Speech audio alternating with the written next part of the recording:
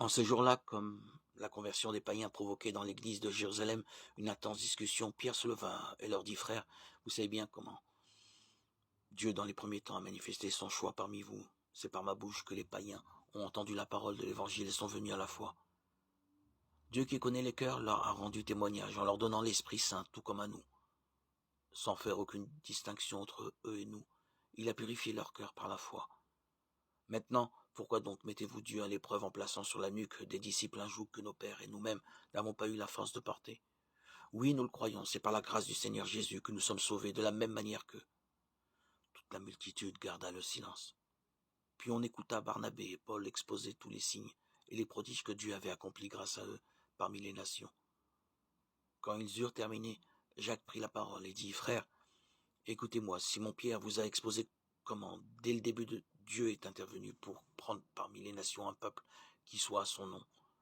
Les paroles des prophètes s'accordent avec cela, puisqu'il est écrit, après cela, je reviendrai pour reconstruire la demeure de David qui s'est écroulée.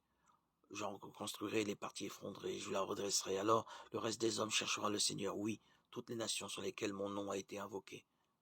Déclare le Seigneur qui fait ces choses comme connues depuis toujours.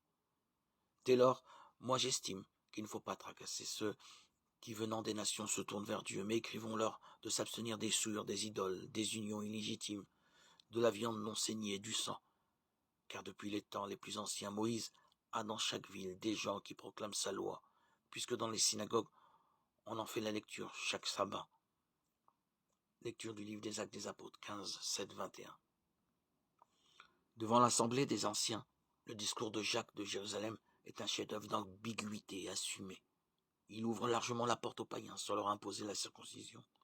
Mais il ajoute aussitôt une série de réserves, appelées décrets, qui maintiennent les exigences juives de pureté de la nourriture. Est-ce limiter la liberté des pagano-chrétiens? Paul s'était fermement battu pour la préserver. Galates 2, 11, 21. N'est-ce pas plutôt faire œuvre d'apaisement et de consensus en assurant une convivialité possible entre tous les chrétiens? Et Paul était prêt pour cela, renoncer à sa propre liberté sur la question de la nourriture. 1 Corinthiens 8, Romains 14. Et si nous savions nous aussi rabattre un peu nos exigences pour accueillir l'autre, nous réconcilier avec notre frère,